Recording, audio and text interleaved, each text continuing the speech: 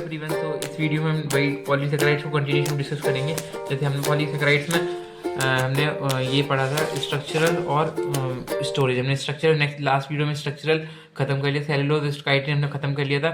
अब हम इस वीडियो में डिस्कस करेंगे स्टोरेज पॉलीसेकेराइड के बारे में, जिसमें हम 3 पढ़ेंगे, स्टार्च, ग्लाइकोजन, डेक्सट्रंस। इससे हमारा पॉलीसेकेराइड पूरा कंप्लीट हो जाएगा। देन फिर हम एक ग्लाइको कॉन्जुगेट छोटा सा टॉपिक है कार्बोहाइड्रेट इस यूनिट का, देन हमारी यूनिट 1 कंप्लीट हो जाएगी। तो आने वाली एक वीडियो में आपकी यूनिट 1 कंप्लीट हो जाएगी, ठीक है। और एक वीडियो बना देंगे जो भी रिमेनिंग टॉपिक्स हैं उनके लिए, ठीक है। तो अब हम शुरू करते हैं स्टोरेज पॉलीसेकेराइड्स। स्टोरेज पॉलीसेकेराइड्स तो बेसिकली ये क्या होते हैं, पर्टिकुलर स्टोरेज के फॉर्म में यूज होते हैं। फॉर एग्जांपल जो फूड रिजर्व फूड होता है उसको स्टोर करने के लिए, ठीक है। अब पहला हम पढ़ते हैं इसमें स्टार्च।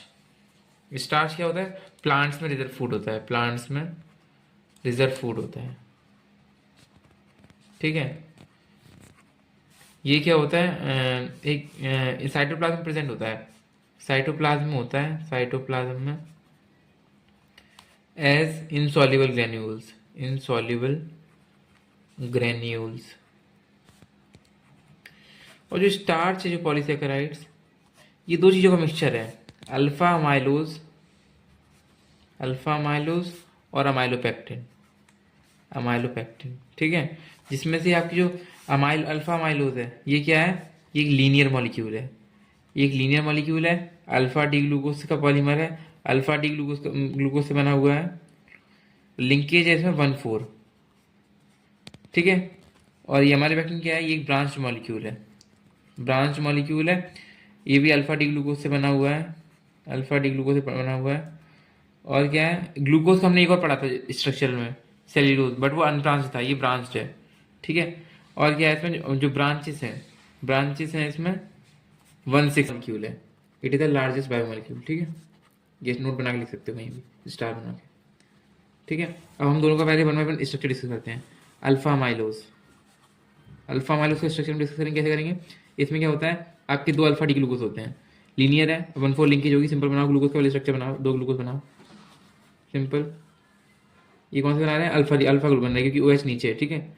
ओ, ये फिर से ग्लूकोज का स्ट्रक्चर बना लो यहाँ, ठीक है। OH इसमें ऊपर होता है, OH जहाँ उसमें वहाँ हाइड्रोजन है, ठीक है, वैलेंस सही करने के लिए। CH2OH, OH सॉरी OH ऊपर होता है यहाँ, OH नीचे हुआ यहाँ, अल्फा है ना, ठीक है। तो ये आपका होगा glycosidic bond, N glycosidic bond, glycosidic linkage, ठीक है। और आपका बट जो अब जैसे ये अल्फा ग्लूकोज पॉलीमर है, बट ये क्या है? ये हो गया एक डाइसेकेराइड बन गया। अब हमें क्या बनाना है? पॉलीसेकेराइड है, तो यहाँ से एक ऑक्सीजन हटा देंगे, यहाँ से ये ऑक्सीजन हटा देंगे, इसको एक कंटिन्यूशन में कर देंगे, ठीक है। कंटिन्यूशन में कर देंगे, हाइड्रोजन ऊपर पहुँचा दो, इसको कंटिन्यूशन में कर दिया। ऐसे ही इसको भी कंटिन्यूशन में कर दिया हाइड्रोजन, और ये जितने भी N मॉलिक्यूल जितने भी हैं वो आप ले लो, ठीक है। तो ये अल्फा अमाइलो स्ट्रक्चर। अब हम देखेंगे अमाइलोपेक्टिन का स्ट्रक्चर। ये थोड़ा कॉम्प्लेक्स है क्योंकि ब्रांच्ड है, अमाइलोपेक्टिन, ठीक है। तो इसमें अमाइलोपेक्टिन क्या होता है? जब 24 से 30 यूनिट ग्लूकोज की वो यूनाइट होती हैं तब एक बनता है अमाइलोपेक्टिन। ब्रांच होती है, ब्रांचेस एट दिस इंटरवल, मतलब मॉलिक्यूल पूरा होता है का, बहुत सा मॉलिक्यूल लीनियर भी होता है, बट 24 से 30 ग्लूकोज यूनिट के बाद एक ब्रांच आती है। ऐसे ही नेक्स्ट ब्रांच आएगी, 24 से जब 30 ग्लूकोज यूनिट हो जाएंगे उसके बाद नेक्स्ट ब्रांच आएगी। तो अब ये इसमें क्या है? अल्फा डी ग्लूकोज, भाई फॉर एग्जांपल हम मैं यहाँ पूरा स्ट्रक्चर नहीं बनाता, यह बना लेता हूँ, चलो स्ट्रक्चर आप लोग देख लो, ठीक है। ये बना लिया मैंने स्ट्रक्चर, यहाँ ओ इस तरह से, यहाँ एक और बना लिया मैंने, ठीक है। यहाँ पे भी ओ, ठीक है, ओ यहाँ भी मैंने इस तरह से बना लिया। ये सारे क्या बन रहे हैं? Alpha D glucose. इसे 30 यूनिट हो चुकी हैं। अब आएगी ब्रांच, तो ब्रांच यहाँ आएगी, ब्रांच हमेशा आएगी 6 पोजीशन, यहाँ CH2 होगा, और आगे यहाँ किसका? फर्स्ट कार्बन का O होगा, क्योंकि अल्फा है नहीं सारे, फर्स्ट कार्बन का O हो गया, यहाँ पे H हो गया। अब यहाँ पे फिर से रिंग बन जाएगी, वही ग्लूकोज की एक रिंग फिर से आ गई यहाँ पे, ठीक है। इस तरह से आपका ये हो जाएगा, ये इसका यहाँ पे फर्स्ट कार्बन, ठीक है। तो ये आपका इस तरह से ये आपका यहाँ पे आया, इसी के साथ फिर से यहाँ जोड़ दोगे, ओ यहाँ पे फिर से ग्लूकोज आपका आ जाएगा, ग्लूकोज मॉलिक्यूल, इस तरह से।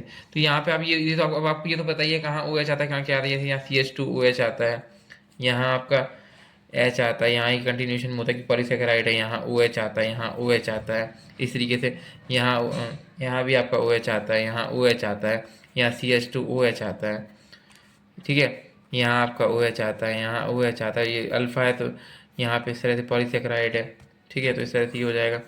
और यहाँ पे आपको ये पता है कि जहाँ कि इधर ऊपर ये इसी तरीके से यहाँ ऊपर C H two O H है, नहीं इस पे ओ एच यहाँ आता है, ये ओ एच यहाँ आता है, यहाँ C H two O H आता है, ऐसे यहाँ पे ओ एच, यहाँ पे जगह नहीं थी, आप क्लियर नहीं दिख रहा है, इसको यहाँ एच फिर से कंटिन्यूशन में होगा।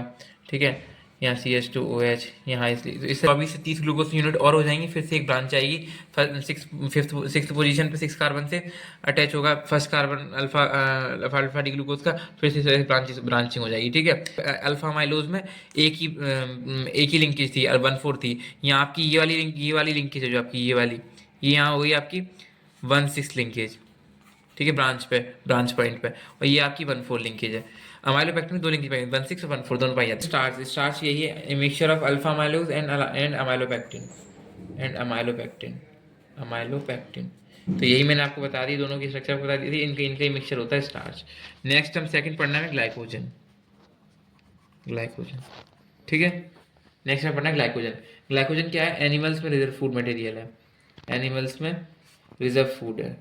ठीक है, इसको एनिमल स्टार्च भी बोलते हैं, एनिमल स्टार्च भी बोलते हैं। ठीक है, एक दो पॉइंट लिख लो।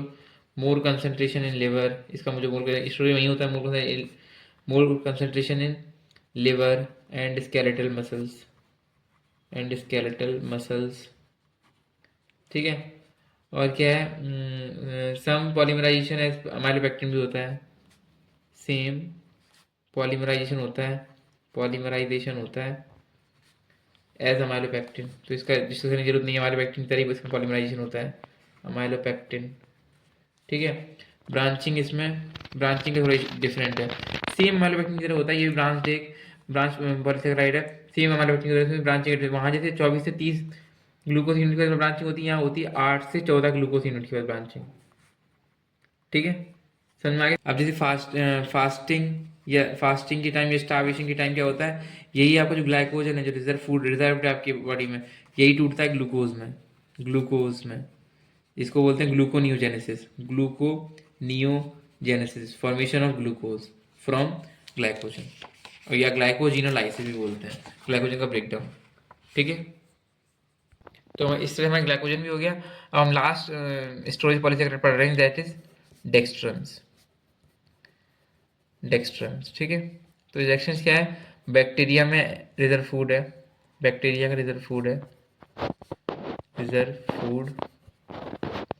बैक्टीरिया, और ईस्ट भी आप बोल सकते हो, यूनिसेलुलर फंगस। ठीक है, फंजाई। ठीक है, ये भी क्या है, अल्फा डी ग्लूकोज का पॉलीमर है, ग्लूकोज का पॉलीमर है। ठीक है, इसमें ब्रांचेस आपकी होती हैं 1 to 3, ब्रांच 1 to 3 पॉइंट पे होती है। नॉर्मल ब्रांच जो होती है, नॉर्मल लिंकेज 1,6 लिंकेज होती है, और जो ब्रांच होती है 1,3 लिंकेज पे होती है। डेंटल प्लग में यूज़ होता है, डेंटल प्लेक्स में यूज़ होता है। ठीक है, स्ट्रक्चर आपको इसका करना नहीं है, इसका बहुत कॉम्प्लेक्स स्ट्रक्चर होता है, आपके सिलेबस में नहीं है। और नेक्स्ट वीडियो में हम ग्लाइको कॉन्जुगेट्स वगैरह के बारे में डिस्कस करेंगे, और एक वीडियो हार्डली आपकी और आएगी जो आपका रिमेनिंग टॉपिक्स, जो आपको एक्स्ट्रा टॉपिक्स है जो यूनिट 1 की कार्बोहाइड्रेट्स को मैं कवर करा दूंगा, आपकी यूनिट 1 इस तरह से कंप्लीट हो जाएगी पूरी। Thank you.